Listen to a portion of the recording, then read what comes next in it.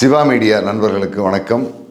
கடந்த வீடியோவில் கர்நாடக போலீஸாரால் கடத்தி செல்லப்பட்டு பொய் வழக்கு போடப்பட்டிருக்கின்ற தன்னுடைய சோர்ஸ் 13 பேரையும் விடுவிக்கிறதுக்காக துரைப்பாண்டியன் தமிழக அதிரடிப்படையினுடைய ஏடிஜிபியாக இருந்த நடராஜ் அவர்களிடம் தொடர்ந்து வற்புறுத்திக்கிட்டு இருக்காரு. தன்னால் முடியல, கர்நாடக போலீஸ் டிஐஜி கெம்பையாவை நம்ம ஆட்களால் சந்திக்க முடியல, நானும் எவ்வளோ முயற்சி பண்ணி பார்த்தேன், காண்டாக்ட் பண்ணவே முடியல, நான் என்னையா பண்ணிட்டு அப்படின்னு துரைப்பாண்டியன்கிட்ட ஏடிஜிபி நடராஜ் சொல்கிறாரு. இதை கேட்ட துரைப்பாண்டியன், சார் நீங்கள் தப்பாக நினைக்கக்கூடாது, நீங்கள் பர்மிஷன் கொடுத்தீங்கன்னா அடுத்த 1 மணி நேரத்தில் கெம்பையா உங்கள் லைனுக்கு வர மாதிரி என்னால் பண்ண முடியும் அப்படிங்கிறாரு. அப்படியா, உடனே அந்த வேலையை செய்யா, அவன் வரட்டும், அதுக்கப்புறம் நான் வச்சுக்கிறேன் அப்படின்னு ஏடிஜிபி நடராஜும் துரைப்பாண்டியனுக்கு அனுமதி கொடுத்துறாரு.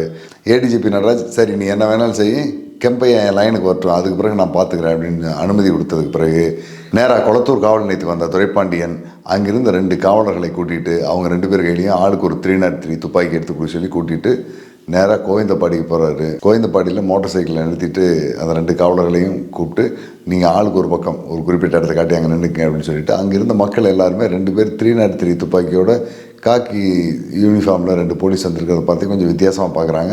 ஏற்கனவே துரைப்பாண்டியனே அங்கேருந்து எல்லாத்துக்குமே தெரியும், இவரும் அதே மாதிரி இந்த காக்கி சீரோடியில் தான் இருக்கார். கோவிந்தப்பாடி அப்படிங்கிற சின்ன ஊர், மேட்டூர்லேருந்து மாதேஸ்வரம் மலை போகிற ரோட்டில் இடது பக்கம் வலது பக்கமும் ஒரு 20 சின்ன பெட்டி கடை, மளிகை கடை, இந்த சாலை ஓரங்களில் கட்டிலில் முறுக்கு வடை மிச்சர்லாம் சுட்டு விற்றுட்ருப்பாங்க. இந்த மாதிரி சின்ன கடைகள் இருக்கிற ஏரியா. அந்த ஏரியாவில் இவர் போய் நின்னோடனே அங்கே இருக்கின்ற உளவு பிரிவு காவலர்கள், அதாவது கர்நாடக அதிரடிப்படையினுடைய உளவு பிரிவு காவலர்கள் ஒரு சிலர் வர்றாங்க, தமிழ்நாடு அதிரடிப்படையினுடைய உளவு பிரிவு காவலர்களும் சிலர் அங்கே இருக்காங்க. அவங்க எல்லாமே வர்றாங்க. அவங்க எல்லாரையும் பக்கத்தில் வச்சுட்டு தான் இந்த 303 துப்பாக்கியோட போயிருந்த 2 பேர்கிட்டையும் சொல்கிறாரு, இது என்னுடைய லிமிட்டட் ஏரியா, இந்த ஏரியாவில் கர்நாடகாவை சேர்ந்த போலீஸாக இருந்தாலும் பப்ளிக்காக இருந்தாலும் யாரும் இங்கே வரக்கூடாது, யாராவது வந்தான்னா நேராக எனக்கு தகவல் கொடுங்க, இங்கே வரக்கூடாது, உங்களுடைய எல்லைக்கு போயிருங்க அப்படின்னு சொல்லுங்கள். யார் சொன்னான்னு கேட்டான்னா துரைப்பாண்டியன் எஸ்ஐ சொல்லியிருக்காரு, கர்நாடகாவை சேர்ந்த யாரும் தமிழக எல்லைக்குள்ளே கால் வைக்கக்கூடாதுன்னு சொல்லியிருக்காருன்னு சொல்லுங்கள். மீறி யாராவது நான் இங்கே வருவேன், அவன் யார் என்ன கேட்குறேன்னு சொன்னான்னா முழங்காலில் சுட்டு கீழே போட்டு எனக்கு ஃபோன் பண்ணுங்கள், நான் உடனடியாக வர்றேன். அது குறிப்பாக உளவுத்துறை போலீஸ், காவல்துறை சேர்ந்தவங்க, எஸ்டிஎஃப், எந்த புண்ணாக்கு வந்தாலும் நேராக சுட்டு கீழே போட்டு தான் எனக்கு ஃபோன் பண்ணுறீங்க. மீறி உள்ளே வருவேன்னு எவனா வந்தால் மண்டையிலேயே சுட்டு மூளை செதறி போகிற மாதிரி பண்ணுங்க, நான் வந்து பார்த்துக்கிறேன், யார் என்ன செய்வாங்க நான் பார்த்துக்கிறேன் அப்படின்னு ரொம்ப வேகமாக ஆக்ரோஷமாக பேசுகிறாரு. பேசும்போது கர்நாடக உளவுத்துறை சேர்ந்த கான்ஸ்டபிள்லாம் சிலர் வந்து வணக்கம் வைக்கிறாங்க. அவங்கள கூப்பிட்டு மறுபடியும் அமைதியாக சொல்கிறாரு, உங்களுடைய சூழ்நிலை எனக்கு புரியும், நீங்கள் பாலாத்தினுடைய அக்கறையில் தங்கியிருக்கிறீங்க, அங்கே எந்த விதமான அடிப்படை வசதி கிடையாது, தீப்பெட்டி வேணும்னா கூட தமிழ்நாட்டில் இருக்கிற இந்த கோவிந்தபாடிக்கு தான் நீங்கள் வரணும், உங்களோட காய்கறி பால் அத்தனை பொருளும் இங்கிருந்து தான் போயிட்டுருக்குது, மளிகை ஜாமான் நீங்கள் தான் வாங்கிட்டு இருக்கீங்க, இது எல்லாம் எனக்கு தெரியும். ஆனால் இன்றைக்கி இருக்கிற சூழலில் உங்கள் யாரையும் இங்கே தமிழ்நாட்டினுடைய எல்லைக்குள்ளே கால் வைக்க விடக்கூடாதுங்கிறது என்னோடக்கு வந்திருக்கிற உத்தரவு. அந்த உத்தரவை நான் இம்ப்ளிமெண்ட் பண்ணணும். அதனால் யாரும் கோவிச்சுக்காதீங்க, உங்களுக்கு தனிப்பட்ட முறையில் நான் நண்பர் தான், அதில் ஒன்றும் பிரச்சனை கிடையாது. ஆனால் இன்றைக்கி இது ஒரு மாநில அளவிலான பிரச்சனையாக இருக்குது. அதனால் நீங்கள்லாம் இன்னும் 1 மணி நேரத்துக்குள்ளே உங்களுக்கு இருக்கிற உளவு பிரிவு காவலர்கள், எஸ்டிஎஃப்னுடைய ஆப்ரேஷன் வங்கி சேர்ந்தவங்க யாராவது இந்த ஏரியாவுக்குள்ளே போயிருந்தீங்கன்னா 1 மணி நேரத்துக்குள்ளே உங்களுடைய எல்லைக்கு போயிருங்க. அதுக்கு பிறகு இங்கே இருந்துருந்தீங்கன்னா என் மேலே குற்றம் சொல்லக்கூடாது, கை காலெல்லாம் உடச்சி உள்ளே தூக்கி போட்டுருவேன், ஞாபகத்தில் வச்சுக்கங்க அப்படிங்கிறாரு. இவருடைய வழக்கமான நடைமுறையிலேருந்து பேச்செல்லாம் ரொம்ப வித்தியாசமாக இருக்கிறனால கர்நாடக உளவு பிரிவு போலீஸாரும் தடுமாறுறாங்க.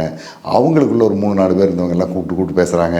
பக்கத்தில் செட்டிப்பட்டிக்கு ஒரு ஆப்ரேஷன் விங் போயிருக்கு, அந்த விங்கு உடனடியாக வர சொல்கிறாங்க, வந்துடுது.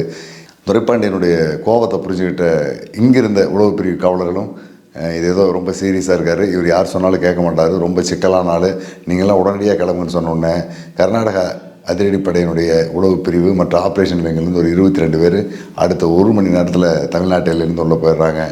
அவங்க பாலாறு போனதுக்கு பிறகு பாலாத்திலிருந்து கர்நாடக அதிரடிப்படையினுடைய தலைமைக்கு சொல்லியிருக்காங்க. அன்றைக்கி சாயங்காலம் ஒரு 6-6:30 மணி அளவில் இருட்டக்கூடிய நேரத்தில் கோவிந்தப்பாடிக்கு போன துரைப்பாண்டியன் அங்கே 303 துப்பாக்கியோட காவலர் இருந்த அந்த 2 காவலர்களையும் பார்க்குறாரு.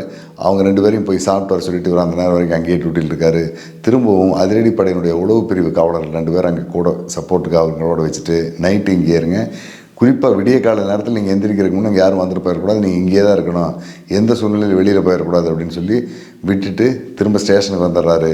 அவர் ஸ்டேஷனுக்கு வந்ததுக்கு பிறகு கர்நாடக அதிரடிப்படையினுடைய டிஒய்எஸ்பி பிரசாத் அப்படிங்கிற ஒருத்தர் ஃபோன் பண்ணுறாரு. இவரும் கெம்பையா மாதிரியே ரொம்ப முரட்டுத்தனமாக நடந்தக்கூடியவர் தான். அந்த காலகட்டத்தில் டிஎஸ்பி கெம்பையாவுக்கு அடுத்தபடியாக அவருடைய அதிகாரத்தை அதிகமாக செலுத்திக்கிட்டு இருந்தவர் இந்த பிரசாத். துரைப்பாண்டியனுக்கு ஃபோன் பண்ணுறாரு. யார் நீ என்ன குளத்தூர் போலீஸ் ஸ்டேஷன் எஸ்ஐயாக இருந்தால் எங்கள் ஆட்டில் யாரையும் கர்நாடகா அப்படின்னு தமிழ்நாட்டுக்குள்ள வரக்கூடாதுன்னு சொல்கிறாம, வந்தால் சுற்றுவேன்னு சொல்கிறாம, உன்னால் முடியுமா அப்படிங்கிறாரு. அப்போ துரைப்பாண்டியன் ரொம்ப கூலாக சொல்கிறாரு, சார் உங்களுக்குன்னு சில கொள்கை கோட்பாடுகள் இருக்கும், உங்கள் அதிரடிப்படைக்குன்னு சில கோட்பாடுகள் நீங்கள் வச்சுருக்கீங்க, அதே மாதிரி எங்களுடைய அதிரடிப்படைக்குன்னு சில கோட்பாடுகள் இருக்குது, எங்களுக்கு சில நெறிமுறைகள் இருக்குது, அதை தான் நாங்கள் பின்பற்றுவோம். 2 பேரும் ஒத்து போகணும். ஒரு 2 ஸ்டேட்டினுடைய சீஃபாக வந்து ஏடிஜிபி நடராஜ் சார் இருக்கார் அப்படின்னா நடராஜ் சாருக்கு தேவையான மரியாதையும் அவருடைய உத்தரவுக்கு கட்டுப்பட்டு நடக்கக்கூடிய சில கட்டுப்பாடுகளையும் நீங்கள் எடுத்திருக்கணும். நீங்கள் தன்னிச்சையாக தான் நடப்போம் அப்படிங்கும்போது நாங்களும் தன்னிச்சையாக தான் நடக்க வேண்டிய சூழல் இருக்கோம். நீங்கள் யாராக இருந்தாலும் எனக்கு கவலை இல்லை. கொளத்தூர் காவல் நிலைய எல்லை அப்படிங்கிறது என்னுடைய லிமிட்டு. இந்த லிமிட்டுக்குள்ளே எந்த கர்நாடக எஸ்டிஎஃப்என் போலீஸ் உள்ளே வந்தாலும் முட்டியில் சுட்டு தூக்கிட்டு வர சொல்லியிருக்கேன். என்னுடைய கான்ஸ்டபிளுக்கு நான் உத்தரவு போட்டிருக்கேன். அந்த கொள்கையிலிருந்து நான் யார் சொன்னாலும் என்னை விடுவிச்சிக்க மாட்டேன். நாளைக்கோ நாளை மறுநாளோ என்னைக்கு கர்நாடக போலீஸ் உள்ளே வந்தாலும் அதுதான் நடக்கும் அப்படிங்கிறாரு. ஓ, நீ சுற்றியா மேன், உனக்கு அவ்வளோ தைரியம் இருக்கா? அவனுக்கு யார் இந்த ரைட்ஸ் எல்லாம் கொடுத்துருக்குறது? இந்த நாட்டில் எந்த இடத்துக்கும் எந்த மாநிலத்துக்கும் போகிறதுக்கும் யாரும் பர்மிஷன் வாங்க வேண்டிய அவசியம் இல்லை, உனக்கு தெரியாதா? நான் உள்ளே வந்தால் நீ என்ன செய்வ அப்படிங்கிறாரு. அப்போ ரொம்ப தெளிவாக சொல்கிறாரு, நீ தான் வந்து பார், நான் என்ன செய்கிறேங்கிறத நீ புரிஞ்சுக்கலாம் அப்படின்னு சொல்லிட்டு ஃபோனை வச்சிடுறாரு. ஒருவேளை கர்நாடக அதிரடிப்படையினுடைய உயரதிகாரிகள் யாராவது வருவாங்களா அப்படிங்கிறதுக்காக இவரும் கோவிந்தப்பாடிக்கு போகிறாரு. கோவிந்தப்பாடியிலேருந்து இன்னும் கொஞ்சம் முன்னால் இருக்கிற காரைக்காட்டு வரைக்கும் போய் அங்கேயும் 2 உளவு பிரிவு காவலர்கள் நடத்துகிறாரு. ஆனால் துரைப்பாண்டியன் சொன்னபடி செய்வார் அப்படிங்கிறதை பற்றி தெரிஞ்சுக்கிட்ட கர்நாடக அதிரடிப்படையினர் யாரும் வரல. ஒரு நாள் முழுமைக்கும் யாரும் வரல. அடுத்த நாள் தான் அதிரடிப்படைக்கு சிக்கல் ஆரம்பிக்குது. ஏன்னா இவங்க அதிரடிப்படை முகாமுக்கு தேவையானது பாலாறு முகாம், செங்கப்பாடி முகாம், அடுத்து அதுக்கு அடுத்துருக்கிற ஆலாம்பாடி முகாம், இந்த 3 முகாமுக்கும் தேவையான உணவுப் பொருட்கள் எல்லாமே தமிழ்நாட்டிலேருந்து தான் போகணும். காலையில் 6 மணிக்கு இங்கே வந்து தான் பால் பாக்கெட் வாங்கிட்டு போய் அவங்க டீ போடணும். அந்த மாதிரி சூழல் இருக்குது. 6 கிலோமீட்டர் தூரத்தில், அதாவது பாலாற்றிலிருந்து 6 கிலோமீட்டர் தூரத்தில் இருக்கிற கோவிந்தப்பாடிக்கு வர முடியாத சூழலில் அங்கிருந்து 110 கிலோமீட்டர் அந்த பக்கம் இருக்கிற கொள்ளைகாலுக்கு போய் தான் பொருள் வாங்கிட்டு வரணுங்கிற ஒரு சூழல் வருது. வேறு வழியே இல்லாத சூழலில் தகவல் டிஐஜி கெம்பையாவுக்கு போகுது. டிஐஜி கெம்பையா இதில் ஏதோ சிக்கல் இருக்குதுன்னு தெரிஞ்சுக்கிட்டு நேரடியாக பால்டர் தேவாரத்துக்கு ஃபோன் பண்ணுறாரு. பால்டர் ஓரளவுக்கு என்ன நடந்திருக்கும் அப்படிங்கிறதை கேட்காமலேயே அனுமானிக்கக்கூடியவர். அவர் கெம்பையா சொல்கிறதெல்லாம் முழுமையாக கேட்டு, நீ ஏதோ லொல்லு பண்ணியிருக்க, அதுக்கு தான் அவனுக்கு தண்ணி காட்டுறான், நீ எதாக இருந்தாலும் ஏடிஜிபி நடராஜிட்ட பேசிக்க, நான் நடராஜுக்கு தகவல் சொல்லிடுறேன் அப்படின்னு ஒரே வார்த்தையில் முடிச்சிடுறாரு. முடிச்சுட்டு உடனடியாக ஏடிஜிபி நடராஜ் லைனுக்கு வால்டர் தேவாரம் வர்றாரு. என்னையா பிரச்சனை? என்ன குளத்தூர் எஸ்ஐ துரைப்பாண்டியன் ஒருத்தர் கர்நாடகா போலீஸ் யார் வந்தாலும் முட்டியில் சுட்டு உள்ள தூக்கி போட்டுருன்னு சொல்லி 2 நாளாக துப்பாக்கியோட நின்றுருக்கானாம, என்ன பிரச்சனை அப்படின்ட்டுருக்காரு. ஏடிஜிபி நடராஜும் நடந்த விஷயத்தை வால்டர்கிட்ட சொல்லியிருக்காரு. ஒன்றும் பிரச்சனை இல்லை, என்கிட்ட பேசியிருக்கேன், அடுத்து உங்களுக்கு லைனில் வருவான், நீ வேண்டிய வேலையை நீ என்ன சொல்லணுமோ சொல்லிடு, கொஞ்சம் பார்த்து ஸ்மூத்தாக முடிச்சுக்குங்க அப்படிங்கிற மாதிரி சொல்லி வச்சிட்றாரு. அடுத்த சில நிமிடங்கள்லேயே கெம்பையா லைனில் வராது. அதாவது ஏற்கனவே ஒரு 10 நாளாக தமிழ்நாடு அதிரடிப்படையினுடைய ஏடிஜிபி நடராஜ் அவர்களுடைய ஃபோனை எடுக்காமல் அவர் பல ஆட்கள் மூலமாக தகவல் அனுப்பியும் அதை கண்டுக்காமல் இருந்த கர்நாடக அதிரடிப்படையினுடைய டிஐஜி கெம்பையா வேறு வழியே இல்லாத சூழலில் ஏடிஜிபி நடராஜுடைய லைனுக்கு வர்றாரு. ஒரு 10 நிமிஷம் ஆங்கிலத்தில் எத்தனை கெட்ட வார்த்தை இருக்குமோ அத்தனை கெட்ட வார்த்தையும் சொல்லி நடராஜ் திட்டினதுக்கு பிறகு அத்தனையும் பொறுமையாக கேட்டுட்டு டிஐஜி கெம்பையா, சாரி நாங்கள் தெரியாமல் பண்ணிட்டோம், என்ன பிரச்சனை அப்படிங்கிறாரு. ஒரு தேதியை குறிப்பிட்டு அந்த அன்னைக்கு தமிழ்நாட்டை சேர்ந்த 13 பேரை அவங்க அதிரடிப்படை போலீஸார் கூட்டிகிட்டு போய் முகாமில் ஒரு நாள் முழுக்க வச்சு வேலை வாங்கியிருக்காங்க. துணி துவைக்கிறது, முகாம் கழுவுறது, சுண்ணாம்படிக்கிறது, பாத்திரம் கழுவுறது, இப்படி எல்லா வேலையும் வாங்கிட்டு அன்றைக்கி நைட்டு கொண்டு போயிட்டு கொள்ளைகால் கோர்ட்டில் தேக்கு மரம் வெட்ட கர்நாடகா காட்டுக்குள்ளே வந்தவங்களை கைது பண்ணுன்னு சொல்லி பொய் கேஸ் போட்டு ஒப்படைச்சிருக்காங்க தெரியுமா அப்படிங்கிறாரு. ஐயோ எனக்கு அது தெரியலையே அப்படிங்கிறாரு. ஆமாம், அதிரடிப்படையினுடைய தலைமை பொறுப்பில் இருந்தால் எல்லாத்தையும் தெரிஞ்சிருக்கணும். உங்களுடைய ஆக்டிவிட்டிஸ் எதுவுமே தெரியாமல் நீ எப்படி அந்த தலைமை பொறுப்பில் இருக்க, முதல்ல அது என்னங்கிற தெரிஞ்சுக்கிட்டேன், லைனில் வா அப்படின்ட்டு நடராஜ் கட் பண்ணிடுறாரு. அடுத்து ஒரு 15 நிமிஷத்தில் எஸ் சார், அந்த மாதிரி வந்தவங்களை எங்கள் ஆட்கள் பிடிச்சி கைது பண்ணியிருக்காங்க அப்படின்னு சொல்கிறாரு. அதுக்கு பிறகு நடராஜ் கேட்குறாரு, தமிழ்நாட்டை சேர்ந்திருக்கிற ஆட்கள் யாராவது ஒரு குரூப்பாக கர்நாடகாவுக்குள்ளே வந்தாங்கன்னா கர்நாடகாவுக்குள்ளே இருக்கிற நீங்கள் எங்ககிட்ட ஒரு வார்த்தை கேட்கணும். அதே மாதிரி உங்கள் ஸ்டேட்லேருந்து ஒரு குரூப் ஆஃப் பீப்புள் இங்கே வர்றாங்க, அவங்க மேலே ஒரு நடவடிக்கை எடுக்கணும், நீங்கள் எங்ககிட்ட கேட்கணும். இதான முறை. இப்படி செய்யாமல் நீங்கள் உங்கள் இஷ்டத்துக்கு ஒரு 13 பேரை பிடிச்சி உள்ள போட்டிருக்கீங்க, அது யார் உங்களுக்கு தெரியுமா அப்படிங்கிறாரு. இல்லை சார் எங்களுக்கு தெரியாதுங்கிறாரு. இவர் நடராஜும் அவங்க 13 பேருமே அதிரடிப்படையினர் அனுப்பின சோர்ஸ் அப்படிங்கிறத சொல்லிக்காமையே அவங்க குறிப்பிட்ட ஒரு முக்கியமான ஒரு கட்சியை சேர்ந்தவங்க, அந்த கட்சியை சேர்ந்த மக்கள் தான் இந்த பகுதியில் இருக்காங்க, அந்த மக்கள் தான் நமக்கு முக்கிய இன்ஃபார்மலாக இருக்காங்க, அவங்கள எதிர்த்துக்கிட்டு நம்ம இங்கே எதுவும் பண்ண முடியாது, அவங்க எல்லாருமே இப்போ இந்த விஷயத்தை அடுத்த கட்டமாக அரசியல் ரீதியாக கொண்டு போகிறதுக்கான முயற்சியில் இருக்காங்க. அப்படி போச்சுன்னா அது 2 ஸ்டேட்டுக்கும் ஒரு பெரிய பிரச்சனை உருவாகும். இன்னும் 24 மணி நேரத்துக்குள்ளே அந்த 13 பேரும் வெளியில் வந்து அவங்க வீட்டுக்கு வந்தாகணும். வந்துட்டாங்கன்னு சொன்னால் துரைப்பாண்டியன் அந்த இடத்துலேருந்து துப்பாக்கியோடு இருக்கிற ஆட்களை கூட்டிகிட்டு வெளியே வந்துடுவான். அது வரைக்கும் துரைப்பாண்டியன் அங்கே தான் இருப்பான். அவன் அந்த இடத்துலேருந்து ரிலீவ் ஆக மாட்டான். யார் வந்தாலும் சுடுவான். பிரச்சனையை முடிக்க வேண்டிய பொறுப்பு உன் கையில் தான் இருக்குது, நீ பார்த்துக்கியா அப்படின்னு சொல்லி வச்சிட்றாரு. அதுக்கு பிறகு உடனடியாக கொள்ளைகள் இருந்த வழக்குரைகள் எல்லாம் ரெடி பண்ணி இந்த 13 பேருக்கும் பெயில் போட்டு 13 பேரையும் பெயிலில் எடுத்து மறுநாள் இரவே கர்நாடக அதிரடிப்படையினுடைய வேன் மூலமாக கொண்டாந்து பாலாத்தில் இறக்கி விடுறாங்க. பாலாத்திலேருந்து திரும்பவும் கோவிந்தபாடி வர்றதுக்கு அவங்களுக்கு பயம். இந்த 13 பேருக்கு என்ன நடந்ததுன்னே தெரியல, எதுக்காக உள்ள விட்டாங்க. ஒரு 12-13 நாள் திரும்ப கொண்டாந்து போலீஸாரே பெயில் எடுத்து வெளியில் விடுவாங்க. என்ன நடந்தது என்னங்கிறது தெரியல. பஸ்ஸை விட்டு இறங்கி நடந்து போகலான்னு நிற்கிறாங்க. இந்த 13 பேரும் பாலாற்றினுடைய கிழக்கு பக்கம் இருந்து ஊருக்கு போகலாம் அப்படிங்கிற ஒரு முடிவு இருக்கும்போது அங்கே இருக்கிற ஒரு போலீஸ் சப் இன்ஸ்பெக்டர் சொல்கிறாரு, ஏன்டா எங்கள் ஆட்களை நடந்து அனுப்பிவிட்டேன்னு சொல்லி துரைப்பாண்டிய பிரச்சனை ஒன்றால் பண்ணுவார், அதனால் நான் வேணால் தனியாக கொண்டு போய் நான் வேனில் விட்டு வந்துடுறேன் அப்படிங்கிறாரு. சரின்னு சொல்லி அந்த சப் இன்ஸ்பெக்டர் பொறுப்பையும் அந்த 13 பேரையும் ஏற்றிடுறாங்க. அதுக்கு பிறகு இன்னும் கொஞ்சம் யோசிக்கிறாங்க. இந்த 13 பேரையும் வெறுங்கையோட இருந்தால் சிக்கலாகன்ட்டு ஒவ்வொருத்தருடைய கையிலையும் 200 ரூபா பணத்தையும் கொடுத்து அந்த 13 பேரையும் ஒரு வேனில் ஏற்றி அந்த வேனை தமிழ்நாட்டுக்கு அடிக்கடி வந்துட்டு போயிருக்க ஒரு சப் இன்ஸ்பெக்டர்கிட்ட கொடுத்து நீ கொண்டு போய் கோவிந்தபாடியில் விட்டுட்டு துரைப்பாண்டியனுக்கும் தகவல் சொல்லிட்டு வந்துரு அப்படின்னு சொல்லி அனுப்பிடுறாங்க.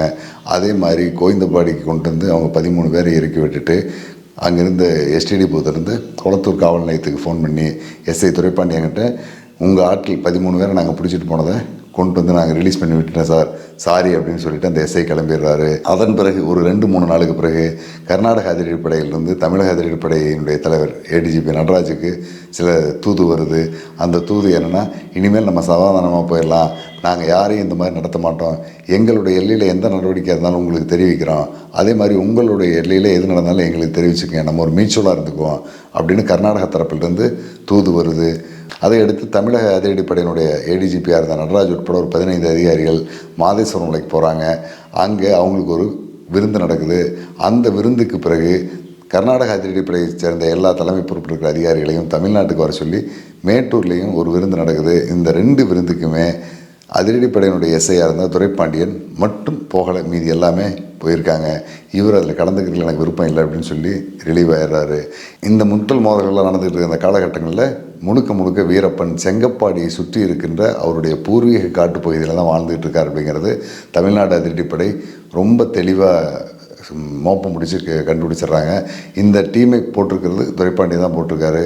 இந்த நேரத்தில் செங்கப்பாடியினுடைய வடக்கு பக்கம், அதாவது முக்கண்ணீஸ்வரர் கோயில் அப்படின்னு ஒரு கோயில் இருக்கும், அந்த கோயிலுக்கும் செங்கப்பாடி ஊருக்கும் இடைப்பட்ட பகுதியில் வீரப்பன் அவர்களுடைய சின்னம்மா புற்றிச்சி அப்படிங்கிற ஒரு அம்மா இருக்காங்க. அவங்களுடைய பட்ட பேர் தான் புற்றிச்சி, ஒரிஜினல் பேர் யாருக்கும் சரியாக தெரியல. அவங்க பையன் துரை அப்படின்னு ஒருத்தர் இருக்கார்.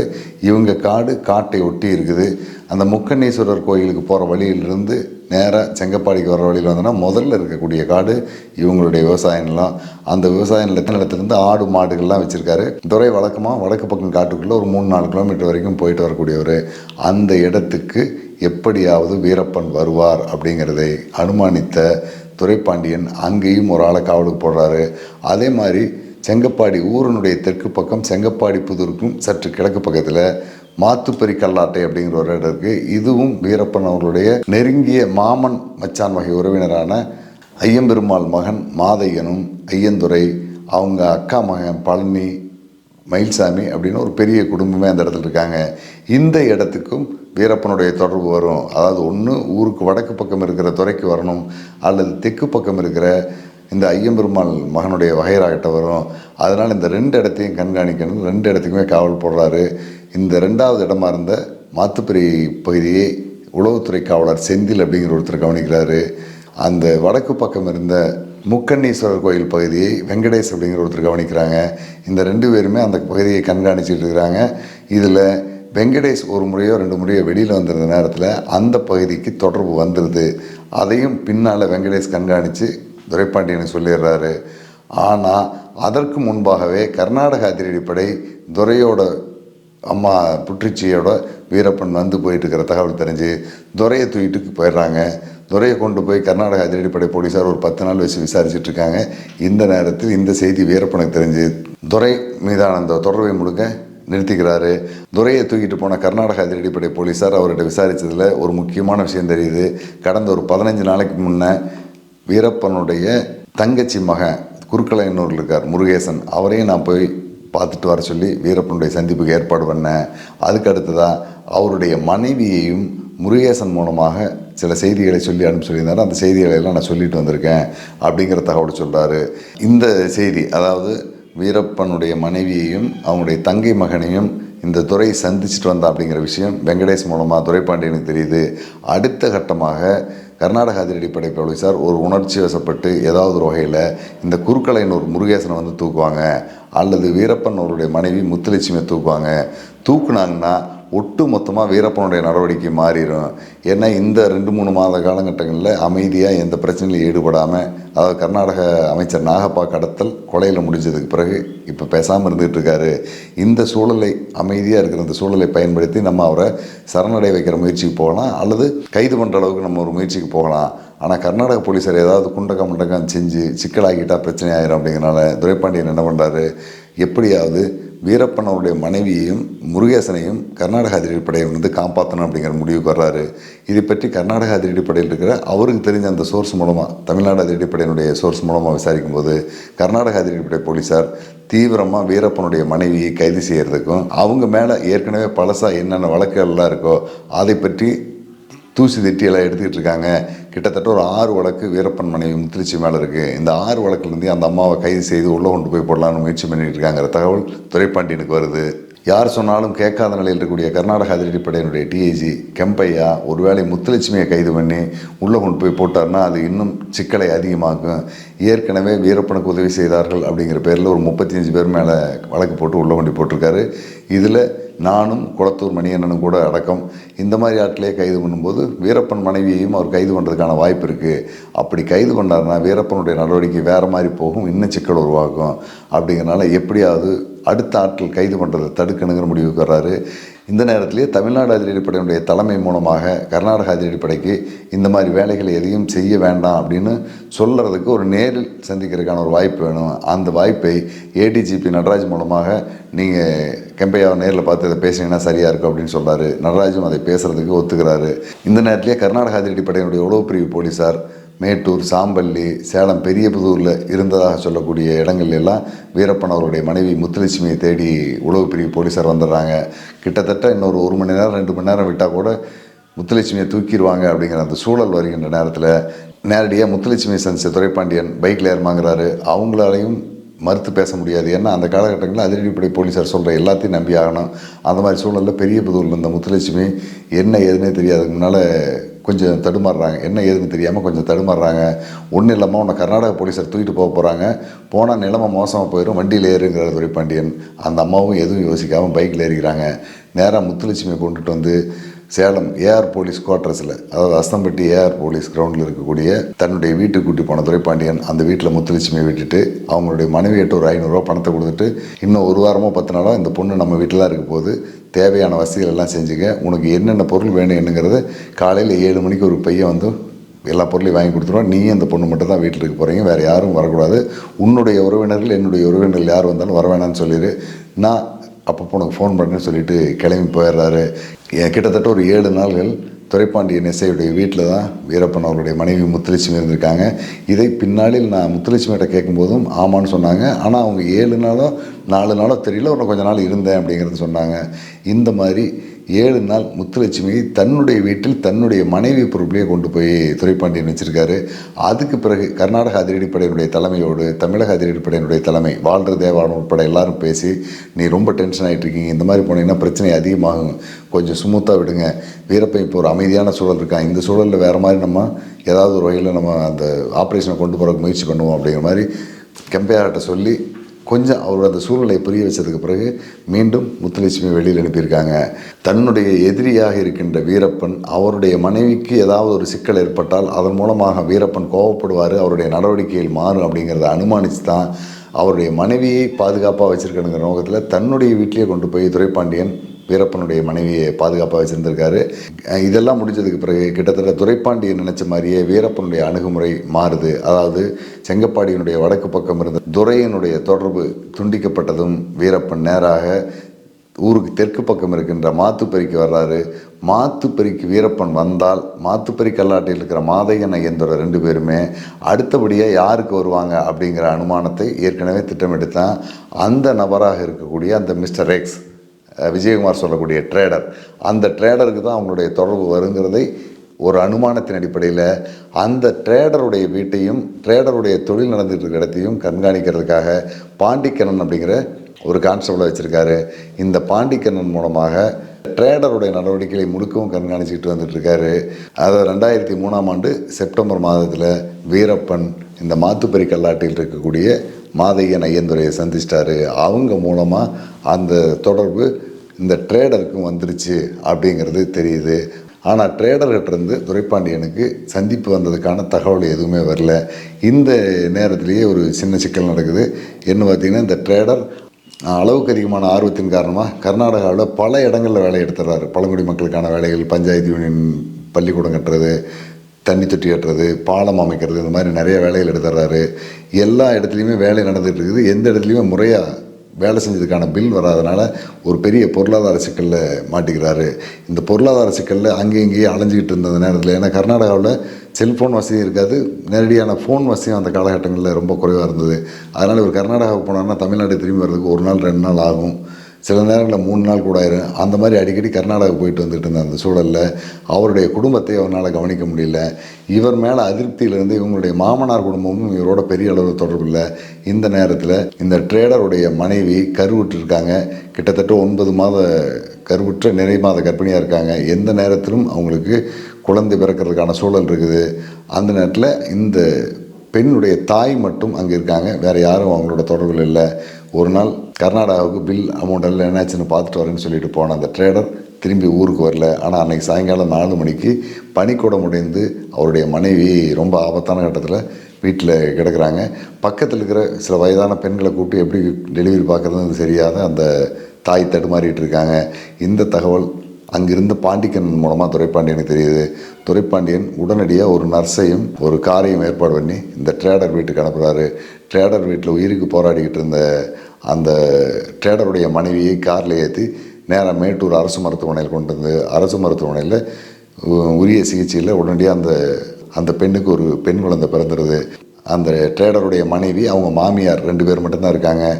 ஆண் அப்படிங்கிற முறையில் அங்கே இருந்த பாண்டிக்கண்ணன் அந்த குழந்தைக்கு வாயில் சக்கரை தண்ணி ஊற்றி அந்த குழந்தைய கையில் எடுத்து ஒரு முத்தம் கொடுத்து அந்த அம்மாட்ட கொடுத்துட்றாங்க. இதனால் அந்த குடும்பத்துக்கு தாய் மாமன் அப்படிங்கிற அந்த உரிமையை பாண்டிக்கண்ணன் எடுத்துக்கிறாரு. இன்றைக்கு வரைக்கும் அந்த ட்ரேடருடைய குடும்பத்தில் எல்லா நல்லது கெட்டதுக்குமான நிகழ்வுகளிலையும் பாண்டிக்கண்ணனும் துரைப்பாண்டியனும் தான் இருந்துகிட்ருக்காங்க. இந்த குழந்தைக்கு சர்க்கரை தண்ணி ஊற்றி தன்னுடைய மனைவியை காப்பாற்றின அந்த ஒரே ஒரு காரணத்துக்காகத்தான் பாண்டிக்கண்ணனுக்காகவும் துரைப்பாண்டியனுக்காகவும் வீரப்பனை காட்டி கொடுக்குற அந்த முடிவுக்கு அந்த ட்ரேடரும் அவருடைய மனைவியும் வர்றாங்க. அவங்க என்னைக்கு அந்த மனநிலைக்கு வர்றாங்க, எப்படி இந்த தகவல் துரைப்பாண்டியனுக்கு வருது, அந்த தகவலுக்கு பிறகு துரைப்பாண்டியன் அந்த குடும்பத்தை எப்படி நடத்த ஆரம்பிக்கிறார் அப்படிங்கிறத நம்ம அடுத்த வீடியோவில் பார்ப்போம். நன்றி, வணக்கம்.